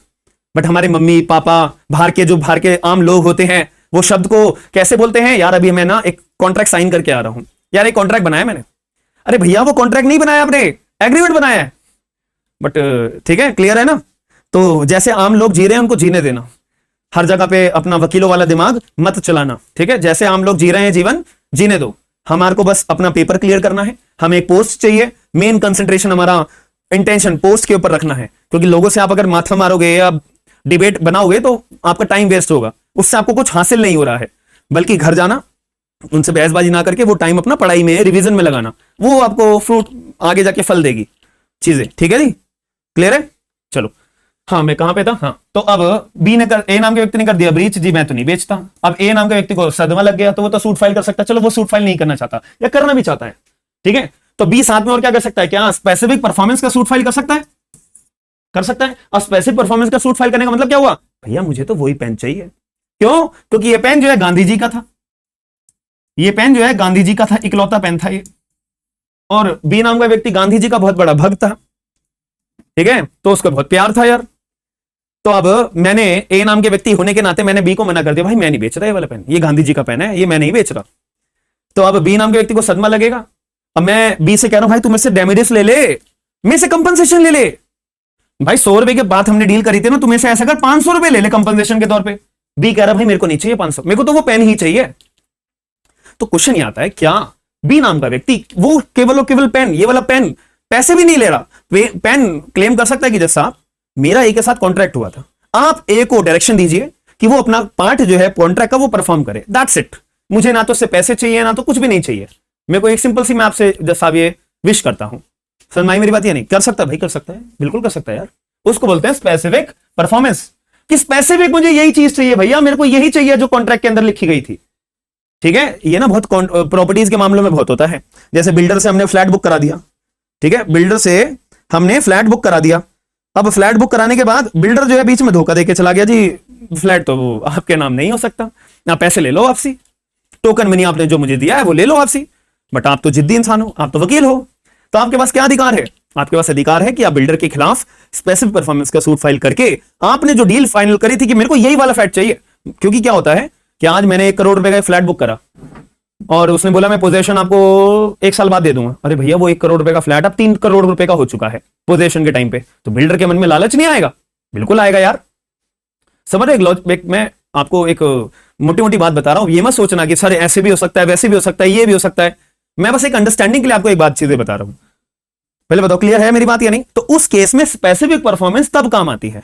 भैया 3 करोड़ रुपए का हो गया तो हमारी गलती थोड़ी ना है, हमने तो तेरे साथ कॉन्ट्रैक्ट करा था 1 करोड़ रुपए में, बात खत्म। अब आपको इस कीमत में मेरे को बेचना पड़ेगा। अब आप दल बदलू नहीं हो सकते, ठीक है? अब ये दल बदलू से एक बात याद आई मुझे। दल बदलू मतलब कि क्या होता है? इसका मतलब दल बदलना यानी एक पार्टी का मैं हूं, वो पार्टी छोड़कर दूसरी पार्टी में ज्वाइन हो जाना, इसको हम क्या बोलते हैं? ठीक है, याद रखना प्रीलिम्स में ना क्वेश्चन अलग अलग सब्जेक्ट्स के आते हैं। एक क्वेश्चन हमारा कॉन्स्ट्री का आ गया, दूसरा क्वेश्चन हमारा बीएनएसएस का आ गया, तीसरा बीएसए का आ गया। समझ रहे हो? तो अपने माइंड को उसी तरह से ट्रेन करना होता है हमें। तो दल बदलू का मतलब क्या होता है? मैं एक पार्टी का हूं और फिर दूसरी पार्टी में जा चुका हूं, तो उसका मतलब क्या होता है? बता सकता कोई? उसका मतलब क्या होता है? अरे सीधी सी बात है यार, एंटी डिफेक्शन लॉ। आज मैं एक्स पार्टी का नेता हूं, वो पार्टी छोड़कर मैं दूसरी पार्टी में चला गया हूं, तो मैंने दल बदल लिया है, तो एंटी डिफेक्शन लॉ मेरे पर लग जाएगा? बिल्कुल लग जाएगा। क्या मेरे को पार्लियामेंट से या स्टेट लेजिस्लेचर से दरख्वास्त बोलते हैं ना, बर्खास्त, हाँ बर्खास्त कर दिया जाएगा, रिमूव कर दिया जाएगा? कर दिया जाएगा, खत्म बात। ये आपकी नॉलेज के लिए बता रहा हूं, हाथों हाथ ये चीजें यार, हॉस्टाइल विटनेस है तो हाँ हाथों हाथ ये चीजें याद करते चलो, ठीक है? एंटी डिफेक्शन लॉ यानी कि शेड्यूल नंबर 10, ठीक है, 52nd अमेंडमेंट। ये इसलिए बता रहा हूं ताकि आपके कानों में ये बातें आएंगी ना, कभी लाइफ में क्वेश्चन सामने आएगा तो उसका जवाब आपको याद रहेगा, ठीक है जी? इररिलेवेंट बात मत समझना इसे, हर चीज रेलेवेंटली मैं आपको बताऊंगा। चलो जी, स्पेसिफिक परफॉर्मेंस दूसरी चीज समझ में आ गई। और क्या कर सकते हो आप मेरे साथ? और क्या कर सकते हो? जल्दी बताओ जल्दी, और क्या क्या करोगे आप? अरे बताओ भाई, और क्या क्या कर सकते हो आप? मैं ये बोल सकता हूं कि जैसे कि फॉर एग्जांपल ये पेन, वही पेन वाला एग्जांपल ले लेते हैं, ठीक है? मैं दोबारा नहीं बना रहा, ठीक है? डायग्राम, ये पेन है, ये बी है, ए ने ब्रीच कर दिया, ठीक है? अब बी नाम का व्यक्ति अपना अपना बैठा हुआ है, तो ए नाम के व्यक्ति को ये पता लगा कि आयुष सर जो है ना, ये ए नाम का व्यक्ति ये पेन जो है ना, ये सी नाम के व्यक्ति को बेचने जा रहे हैं। तो क्या बी नाम का व्यक्ति कोर्ट में जाके इस पेन को अटैच करवा सकता है? मैं ये पेन एग्जांपल ले रहा हूं, बट आप समझ लो, प्रॉपर्टी है ये कोई भी, तो ये बी नाम का व्यक्ति प्रॉपर्टी को अटैच करवा सकता है। जैसा आप ये प्रॉपर्टी अटैच कर लो, ये बेच देगा भाई किसी और को, ये बेच देगा। आप जब तक मेरी जो सूट है ना वो सुन रहे हो, इन द मीन टाइम आप जो है स्पेसिफिक परफॉर्मेंस को मैंने सूट डाल दिया, इन द मीन टाइम जैसा आप अटैच कर लो प्रॉपर्टी, ये भैया बेच देगा किसी और को, और बेच देगा तो सब्सिक्वेंट परचेजर बन गया उसके, तो सी नाम का व्यक्ति तो बल्ले बल्ले, फिर मैं ए का क्या बिगाड़ लूंगा? बस कंपनसेशन ही तो ले सकता हूं मैं। तो जैसा आप प्लीज ले लो भैया, से अटैच करवा लो। तो मैं बोल सकता हूं attachment is also a ground, attachment is also a ground while after committing a breach. Attachment is also a kind of civil remedy. Am I correct? क्या मेरी बात आपको समझ में आ गई है? जल्दी बताओ। बिल्कुल यार, बट मेरा एक और सवाल है यार, अटैचमेंट नाम की चीज हमारी सीपीसी में कहां मेंशन है? वो एक मुद्दे की बात आ जाएगी, उसमें मजा आएगा अगर आप में से कोई बच्चा जवाब देगा। तो ये थर्ड पॉइंट में आप लिख लो अटैचमेंट। अटैचमेंट हमारी सीपीसी में, यार क्योंकि सिविल लॉ है तो सीपीसी गवर्न होगी ना। मैं सूट फाइल करने के लिए मैं एप्लीकेशन जब मूव करूंगा, तो सिविल कोर्ट में तो मूव करूंगा, तो सीपीसी ही तो से हमारा जो एप्लीकेशन है वो गवर्न होगी। तो कौन से गवर्न होगी बताओ? अरे जल्दी बताया करो, ऑन द स्पॉट आंसर आने चाहिए, ऐसे प्रीलिम्स नहीं निकलेगा फिर। अपने आप को इतना मजबूत।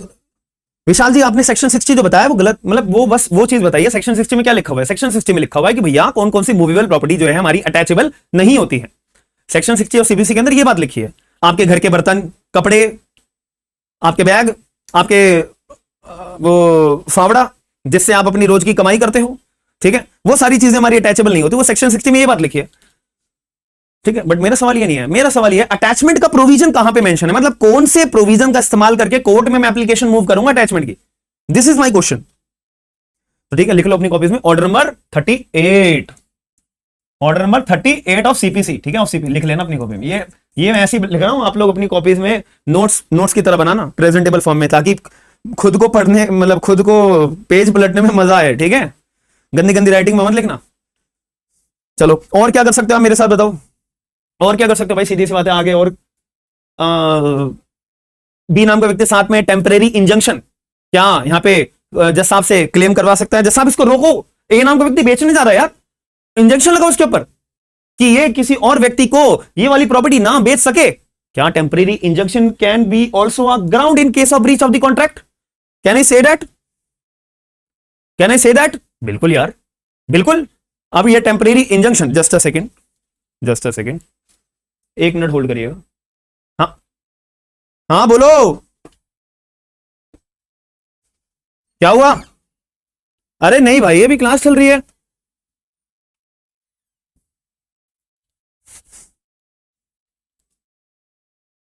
हाँ जी, हाँ जी, हाँ जी।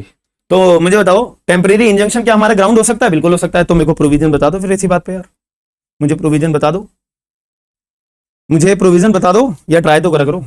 बस समझ लो एक कदम और आगे चलना है, बस समझ लो एक कदम और आगे चलना है, तो आप प्रोविजन की तरफ आ जाओगे। अब हिंट समझने वाले समझ गए होंगे, नहीं समझने वाले नहीं समझ होंगे। अरे भाई, टेम्परेरी इंजंक्शन हमारा ऑर्डर नंबर 39 में मेंशन है। ठीक है जी, क्लियर हो गई बात? क्लियर हो गई बात? ये टेम्परेरी इंजंक्शन होता है। अब ये टेम्परेरी है, टेम्परेरी मतलब कुछ समय के लिए, कि जब तक ये सूट डिसाइड हो रहा है तो ए नाम के व्यक्ति, तब तक आप ये प्रॉपर्टी किसी को नहीं बेचोगे। टेम्परेरी इंजंक्शन है। तो परमानेंट इंजंक्शन भी तो कहीं ना कहीं होता होगा। परमानेंट इंजंक्शन नाम की भी तो चीज कहीं ना कहीं होती होगी। बताओ हाँ है ना? अरे बता दो, होती होगी। तो लास्ट ऑप्शन मेरे पे क्या बचता है? परमानेंट इंजंक्शन भी मैं ले सकता हूं। परमानेंट इंजंक्शन जो हमारा सेक्शन नंबर 38, 39 ऑफ एसआरएस से गवर्न होती है, स्पेसिफिक रिलीफ एक्ट। इसको परमानेंट इंजंक्शन बोल लो या परपेचुअल इंजंक्शन बोल लो, बात एक ही है। बट कानून ने शब्द का इस्तेमाल करो परपेचुअल, तो हम बोलेंगे भी अपने मुंह से, क्या बोलेंगे? Perpetual injunction. बट मन से हम क्या समझेंगे? Permanent injunction. क्लियर है? तो बोलेंगे क्या? परपेचुअल इंजंक्शन, लेकिन मन से हम क्या समझेंगे? परमानेंट इंजंक्शन की बात हो रही है। Am I clear? मुझे क्या आप लोगों को समझ में आई बात या नहीं? ठीक है, एक ना छोटी सी बात और लिख लेना, यहां पे मैंने जो आपको लिखवाई थी ना, कि आप में से जब भी मेरे खिलाफ आप सूट फाइल करोगे डेमेजेस क्लेम करने के लिए, कंपनसेशन क्लेम करने के लिए, तो कौन से सेक्शन के अंदर करोगे? Section number 73 of Indian contract act. ठीक है, ये बात बस ऐड कर लेना। जब सारी जगह प्रोविजन लिख ही रहे हैं तो इसको क्यों छोड़े? ठीक है, इसको क्यों छोड़े? तो बताओ, यहां तक बात समझ में आई? सिंपल सी बातें लगी, समझ में आई बात या नहीं आई? ठीक है, अच्छा एक छोटी सी बात और लिख लो फिर इसी बात पे। अभी मैंने आपको डैमेजेस और कंपनसेशन की बात करी है ना, तो वो 73 में चला गया। अब पेनल्टीज भी तो मैंने आपको बोला था कि यार कोर्ट पेनल्टी भी लगा सकता है, तो वो हमारे को बता रखा है section number 74 of Indian contract act. बात समझ में आई या नहीं? जब सारी जगह प्रोविजन लिख ही रहे हैं तो इसको क्यों छोड़े? क्लियर हो गई बात?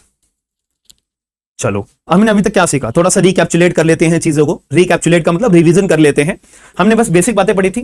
ठीक है, मैं थोड़ा सा पीछे पलट लेता हूं ताकि हम समझ पाएंगे। हमने पहले इंडियन के बारे में समझा। इंडियन का मतलब ये ऐसा कानून है जो भारत के अंदर रहने वाले लोगों के ऊपर लागू होता है। ठीक है, तो इंडियन कॉन्ट्रैक्ट एक्ट 1872। अच्छा, एक छोटी सी बात मेरे मन में और आ रही है, प्लीज अगर आप मेरे को अलाउ करोगे तो मैं बताऊंगा, वो आपके फायदे के लिए। सुप्रीम कोर्ट का एक जजमेंट लिखवाना चाहता हूं मैं, रिसेंट जजमेंट है, 2021 का जजमेंट है, बट वो लिखवाने का मेरा बहुत मन है। इंडियन से थोड़ी बात आपको और क्लियर हो जाएगी। ये जो इंडियन नाम का ये शब्द लिखा हुआ है, ठीक है, लिखना चाहोगे तो लिख लो। ठीक है, मैं डिक्टेट कर देता हूं क्योंकि अभी मेरी कॉपी में मैंने नहीं लिखा, बट निकाल के रखा हुआ है। और वो इंपॉर्टेंट और लैंडमार्क जजमेंट है भाई। लिखो, जजमेंट का नाम लिखो पहले। जजमेंट का नाम है आशा जॉन, आशा ASHA, आशा स्पेस जॉन JOHN, जॉन। और एक थोड़ा सा लंबा सा नाम है, लिख लो, मैं प्रोनाउंस नहीं कर पाऊंगा, मैं कर देता हूं। लिखा हुआ है दिव्यंथन, DIVIANATHAN।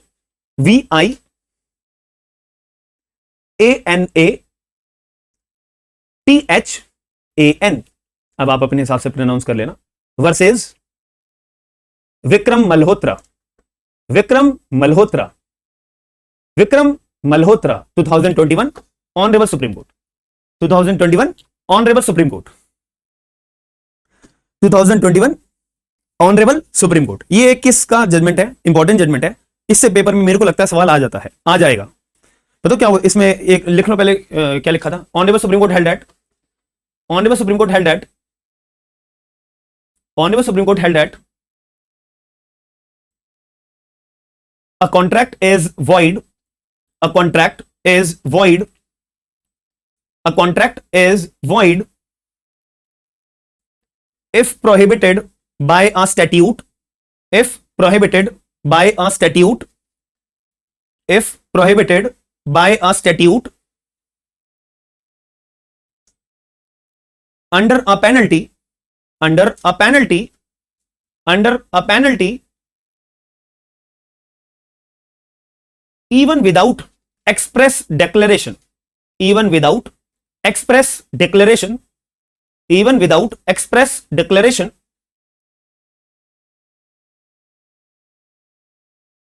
that the contract is void full stop that the contract is void full stop इतनी भारी भरकम बात बोल दी भैया, दिमाग के ऊपर से चली गई लिखते हुए हमारे। तो हाँ है ना, कितने बच्चे ऐसे हैं जो यही फीलिंग रख रहे थे मन में, मेरे भी मन में यही आ रहा था यार, इतनी भारी बात बोल गए सुप्रीम कोर्ट साहब तो यार। ये कॉन्ट्रैक्ट आपका वॉइड होगा अगर पेनल्टी उसके अंदर इंपोज करी हुई है, भले ही कॉन्ट्रैक्ट वॉइड है, ये बात लिखित में एक्सप्रेसली तौर पे ना लिखी गई हो, लेकिन कॉन्ट्रैक्ट वॉइड होगा। हे रब्बा, बट है सिंपल सी बात भाई, ये इंडियन से समझ लेना, ये इंडियन नाम से ही आपको ये मैंने जजमेंट लिखवाया है। क्यों लिखवाया है? ये जागृति आप कुछ कहना चाहते हो? आपका माइक ऑन हो रहा है, मैं 1 मिनट, आप मेरे को कुछ बोलना चाहते हो तो बोलो भाई। हाँ जी जागृति, आपका कोई सवाल आप बोल सकते हो, आपका माइक ऑन है। हाँ जी तिवारी साहब बताओ। चलो कोई नहीं, गलती से दब गया होगा, कुछ लोगों का ऐसे हो जाता है भाई। चलो कंटिन्यू दी क्लास। कुछ भी नहीं बोला, सिंपल सी बात है, ठीक है, कुछ भी नहीं बोला है, सिंपल सी बात है। देखो मैं बताता हूं, जजमेंट का नाम था आशा, जॉन और जो भी था, ठीक है, जो भी था, 2021 ऑनरेबल सुप्रीम कोर्ट का जजमेंट था। इसमें क्या हुआ था, मैं छोटा सा फैक्ट बता देता हूं। एक गाइडलाइंस होती है, अगर मैं बाहर का नागरिक हूं, यानी कि मैं नॉन सिटीजन ऑफ इंडिया हूं, ठीक है जी, और इंडिया में मेरे पास अगर कोई जमीन है, इंडिया में अगर मेरे पास कोई जमीन है और मैं बाहर का रहने वाला हूं, भैया मैं बाहर का रहने वाला हूं, sir please off the mic. ओहो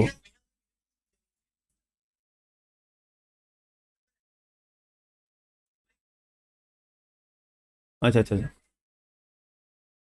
तो साउंड आ रहा है। अच्छा जागृति, आप जो है ना एक बार क्विट करके क्लास को दोबारा ज्वाइन कर लो, ठीक है, आप जो है क्विट करके एक बार क्लास को दोबारा ज्वाइन कर लो।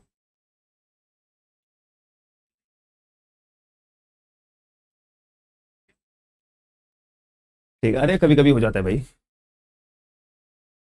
ये आप कभी कभी हो जाता है, ठीक है, लाइफ गोज ऑन, ठीक है चलो, ठीक है चलो। तो क्या मैंने क्या बताया, अगर मैं नॉन सिटीजन हूं, यानी कि नॉन सिटीजन का मतलब क्या, मैं बाहर का नागरिक हूं, मैं बाहर का नागरिक हूं, बाहर का नागरिक मतलब मैं इंडिया का नागरिक अगर नहीं हूं, ठीक है, थैंक यू जागृति, thank you very much, thank you, ठीक है चलो। मैं अगर नॉन सिटीजन हूं और मैं बाहर का नागरिक हूं, बाहर का रहने वाला हूं, और इंडिया के अंदर मेरे पास अगर कोई जमीन होती है, इंडिया के अंदर मेरे पास अगर कोई जमीन होती है, तो यार मैं खरीदूं, मैं बेचना भी चाहूंगा ना उस जमीन को, है ना, इस जमीन को मैं बेचना भी चाहूंगा। तो यहां पे आरबीआई ने अपनी गाइडलाइंस बना रखी है।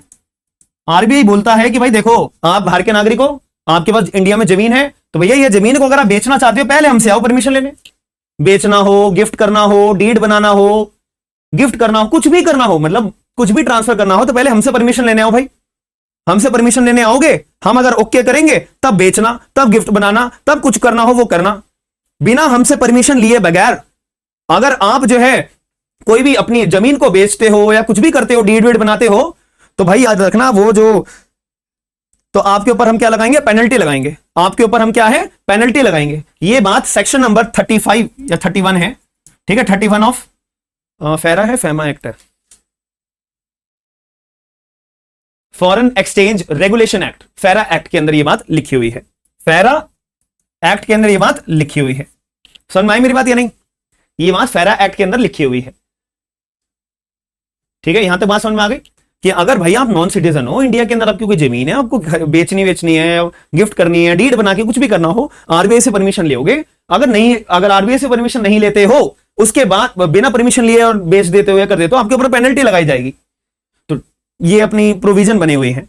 अब ये मामला गया सुप्रीम कोर्ट में। सुप्रीम कोर्ट साहब ने कहा कि भैया आपने कोई भी कॉन्ट्रैक्ट करा, मान लेते नॉन सिटीजन ए नाम का व्यक्ति था, ए ने बी को अपनी जमीन बेचने का कॉन्ट्रैक्ट कर, मतलब अपना डीड वगैरह बना ली है, तो अब ए के ऊपर पेनल्टी लगनी चाहिए क्योंकि आरबीआई से इसने परमिशन नहीं ली है। तो सुप्रीम कोर्ट साहब ने कहा कि अगर कोई भी कानून के अंदर कॉन्ट्रैक्ट करने के लिए कोई रूल्स एंड रेगुलेशन बना रखे हैं कंप्लाइंस करने के लिए, और आपने उनका कंप्लाइंस नहीं करा, आपने उसका कंप्लाइंस नहीं करा, अपनी मनमर्जी से कॉन्ट्रैक्ट बना लिया, और कानून के अंदर पेनल्टी के बारे में केवल लिखा हुआ है। अब कॉन्ट्रैक्ट वॉइड होगा, वैलिड होगा, वॉइडेबल होगा, इसके बारे में कुछ नहीं लिखा है। तो याद रखना ये जो पेनल्टी है, पेनल्टी तो लगेगी लगेगी, प्लस ए भाई साहब आपने जो बी के साथ कॉन्ट्रैक्ट करा था ना वो वॉइड हो जाएगा। अब कानून के अंदर वॉइड होगा नहीं होगा उसके बारे में कुछ नहीं लिखा, सुप्रीम कोर्ट साहब ने इसको थोड़ा सा अपना एक्सप्रेस फॉर्म में बता दिया कि वो अपने आप में कॉन्ट्रैक्ट क्या होगा, वॉइड होगा। बात समझ में आ गई या नहीं? तो मैंने आपको क्या लाइन लिखवाई एक बारी पढ़ो, मैंने आपको जो लाइन लिखवाई एक बारी पढ़ो, अब समझ में आ जाएगी वो लाइन आपको, कि अगर कोई वो कॉन्ट्रैक्ट वॉइड होंगे अगर कानून के अंदर पेनल्टी इंपोज करी हुई है, प्लस एक्सप्रेसली उस कॉन्ट्रैक्ट को वॉइड डिक्लेयर करने के लिए नहीं बोला हुआ है, तो हम एज अ सुप्रीम कोर्ट कह रहे हैं वो कॉन्ट्रैक्ट वॉइड होगा। क्लियर हुई मेरी बात? किस किस को पहले बताओ, समझ में आ गई है? मेरे को एक बार प्लीज चैट बॉक्स के अंदर सब लोग लिख के बताओ यार, जो बच्चा लिख के नहीं बताएगा ना फिर मजा नहीं आता, मुझे कैसे पता लगेगा तुमको समझ में आई या नहीं आई? अरे बताओ यार, जल्दी बताओ सभी लोग, जितने क्लास में लोग प्रेजेंट है, एक बार चैट बॉक्स के अंदर प्लीज लिख के बताओ, क्या ये 2021 के अंदर जो सुप्रीम कोर्ट साहब ने बात बोली थी समझ में आई?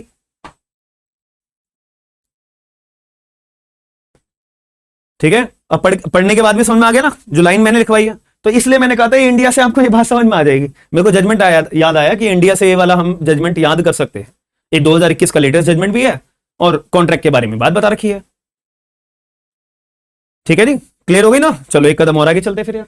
कौन सा जजमेंट था वो? आशा जॉन का नाम याद रखना, ठीक है, आशा जॉन, आशा जॉन। चलो ये बात भी समझ आ गई। अब मैं आपसे एक सवाल पूछना चाहूंगा, अगर लिखा हुआ तो नहीं है ना, ठीक है, अगर पेनल्टी इंपोज करनी है कोर्ट को ब्रीच ऑफ द कॉन्ट्रैक्ट के लिए तो कौन से सेक्शन से गवर्न होगा? अगर पेनल्टी इंपोज करनी है जज साहब को, तो जज साहब जो है पेनल्टी जो इंपोज करेंगे रिस्पोंडेंट के ऊपर, तो कौन से सेक्शन के तहत करेंगे पेनल्टी? और पेनल्टी क्यों इंपोज करेंगे मैंने उसका लॉजिक भी बता दिया, डर बनाने के लिए। अगली बार से बेटा याद रखियो, ठीक है। बट वो कौन से सेक्शन के तहत पेनल्टी इंपोज करेंगे? अमित ने बोला, रश्मि ने बोला, जागृति, वेरी नाइस, सेक्शन 74, सेक्शन 74। चलो ये अच्छी बात है, ये अच्छी बात है। चलो ये बात भी आपको समझ में आ गई। एंड मेरे पास क्या क्या सिविल रेमेडीज अवेलेबल है इन case of breach of the contract? मैं किसी के साथ क्या कर सकता हूं? अगर कोई मेरे साथ ब्रीच ऑफ द कॉन्ट्रैक्ट करता है तो मैं उस सामने वाले व्यक्ति के खिलाफ क्या क्या लीगल रेमेडीज ले सकता हूं? सबसे पहले सूट फाइल करूंगा। सूट भी किसका? डैमेजेस के लिए, on the ground of breach of the contract. मैं और क्या कर सकता हूं? स्पेसिफिक परफॉर्मेंस क्लेम करूंगा, अटैचमेंट क्लेम करूंगा, टेम्परेरी इंजंक्शन क्लेम करूंगा, इंजंक्शन क्लेम करूंगा, हाँ है ना। और ये जो डैमेजेस की बात है, डैमेजेस में दो पार्ट्स के अंदर डिवाइड है। अगर मैं केवल डैमेजेस या कंपनसेशन क्लेम करूं 73 में जाऊंगा। यही अगर मैं पेनल्टी, फाइन, फीस पे करने के लिए बोलूंगा तो वो सेक्शन 74 में चला जाएगा। बात समझ में आ गई ना? ये छोटी सी बात है। अटैचमेंट ऑर्डर 38, इंजंक्शन ऑर्डर 39, ठीक है। स्पेसिफिक परफॉर्मेंस के लिए अलग कानून है, और परपेचुअल इंजंक्शन के लिए सेक्शन 38, 39 ऑफ एसआरए, ठीक है। ये बातें याद हो गई हैं। और यार ये कानून हमारा बहुत पुराना है, 1872 का है, तो अभी तक हमारे देश में लागू कैसे है? आर्टिकल 372 की मदद से है। और इस पर्टिकुलर कानून के अंदर कितने चैप्टर्स हैं? टोटल 11 चैप्टर्स हैं। और इसके फादर कौन थे? फादर ऑफ कॉन्ट्रैक्ट बता दो, ये तुम लोग बता दो। देखो सामने लिखा हुआ, चीटर, फिर चीटिंग करोगे तुम लोग।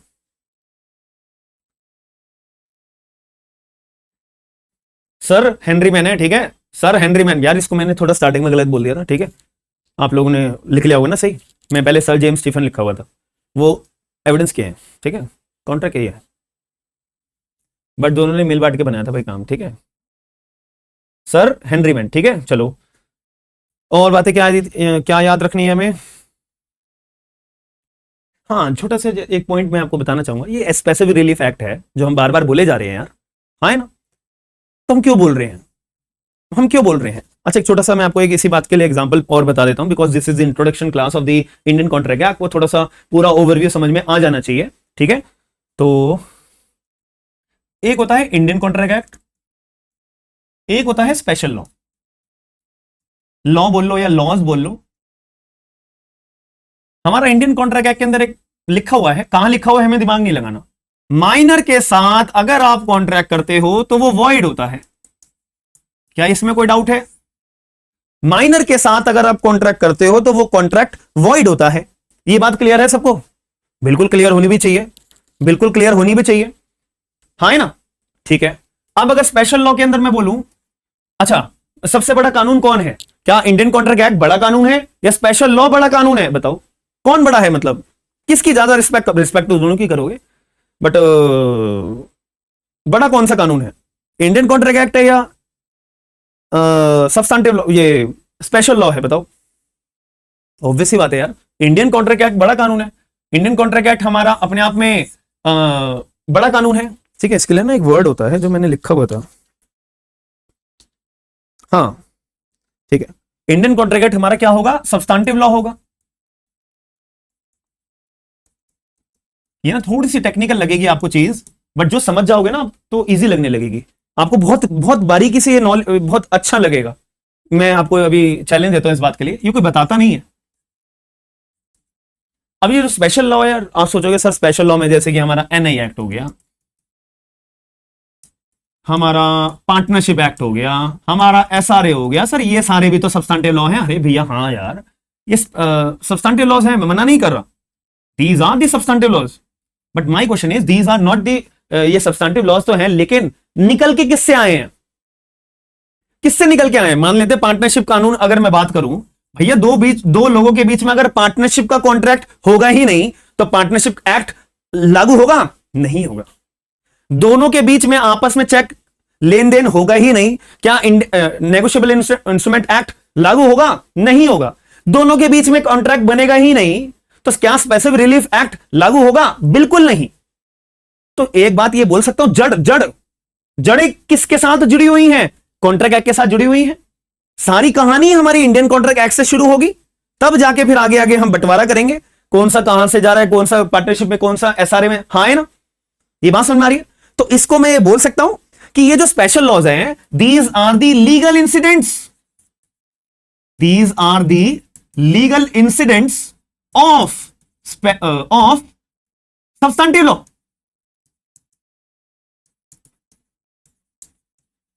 बताओ जरा, these are the legal incidents of the substantive laws. Legal incidents है कि अगर ऐसा होगा चलो उसके लिए स्पेशल लॉ बना दो, अगर ऐसा होगा चलो एक और स्पेशल लॉ बना दो, अगर ऐसा होगा तो एक और स्पेशल लॉ बना दो। लेकिन मेन जड़ कौन सी है? Indian contract act. जो इसमें बात बोल दी गई है उसके उल्लंघन में करके आप कुछ और स्पेशल लॉज में नहीं लिख सकते हो। अगर लिख दी गई है तो बात कौन सी प्रेवेल होगी भैया? यही वाली जड़ों से ही हमारी बात प्रेवेल होगी, इंडियन कॉन्ट्रैक्ट एक्ट की बात लागू होगी, क्योंकि ये सब्सटेंटिव लॉ है और ये लीगल इंसिडेंट्स वाले कानून है। पहले बताओ, ये छोटा सा बेसिक लॉजिक समझ में आया? ये छोटा सा लॉजिक समझ में आया कि ये भी सब्सटेंटिव लॉज तो है लेकिन यार ये लीगल इंसिडेंट्स हैं। अगर इंसिडेंट का मतलब क्या होता है? घटना। अगर ऐसा हो गया तो हम क्या करेंगे? तो हम उसके लिए स्पेशल लॉ बना देते हैं। समझ में आ रही मेरी बात या नहीं? पहले बताओ, तो पहले बताओ ये बात। इससे एक छोटी सी बात और क्लियर होती है कि क्या मैं बोल सकता हूं इंडियन कॉन्ट्रैक्ट एक्ट अपने आप में क्या एग्जॉस्टिव इन नेचर है? क्या अपने आप में एग्जॉस्टिव इन नेचर है? एग्जॉस्टिव का मतलब क्या होता है? अरे भैया एग्जॉस्टिव का मतलब क्या होता है? भैया एग्जॉस्टिव का मतलब संपूर्ण कानून है। क्या इंडियन कॉन्ट्रैक्ट एक्ट में सारे कॉन्ट्रैक्ट्स के बारे में लिखा हुआ है? सब कुछ लिखा हुआ है? ये मेरा क्वेश्चन मार्क है। क्या इंडियन कॉन्ट्रैक्ट एक्ट हमारे अपने आप में एग्जॉस्टिव लॉ है? क्या उसमें सारी दुनिया संसार के कॉन्ट्रैक्ट्स के बारे में लिखा हुआ है? यानी कि मैं अगर इंडियन कॉन्ट्रैक्ट एक्ट पूरा पढ़ लूंगा तो क्या सारी दुनिया के बारे में मुझे पता लग जाएगा? नहीं, नहीं। तो इंडियन कॉन्ट्रैक्ट एक्ट हमारा एग्जॉस्टिव लॉ नहीं है। तो यार जब भी तो हमने NI act, partnership act, SRA act, वो हमारे इंडियन कॉन्ट्रैक्ट एक्ट के अंदर थोड़ी ना बातें लिखी हुई हैं। अब वो तो हमने बाद में सोच सोच के हमारा दिमाग जितना बढ़ता गया दिन पे दिन, जैसे आज के जमाने में हमारा दिमाग खुला तो ई कॉन्ट्रैक्ट्स के नाम से हमने नई चीज जन्म दिया, नई चीज को, नए कॉन्ट्रैक्ट्स को ई कॉन्ट्रैक्ट्स जो होते हैं, इलेक्ट्रॉनिक कॉन्ट्रैक्ट्स जो होते हैं। हाँ है ना? पहले थे क्या ये? 1872 के टाइम पे थे क्या ये? नहीं थे।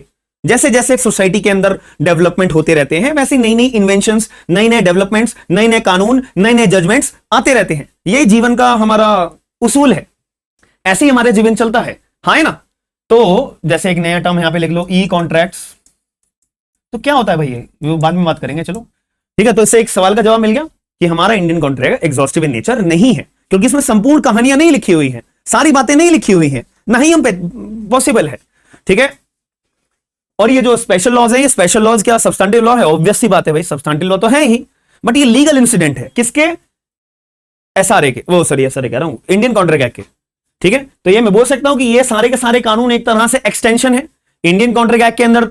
एक बात बोल दी उसको एक्सटेंड करके ये कानून बता रहे हैं, हाँ है ना। ठीक है जी, चलो ये बात भी आपको समझ में आ गई है, ये बात भी आपको समझ में आ गई है।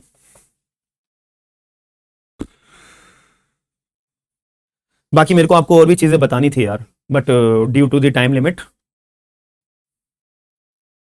चलो कोई बात नहीं, अब तो हमारी क्लास स्टार्ट हो चुकी है ना, तो धीरे धीरे हम समझ में।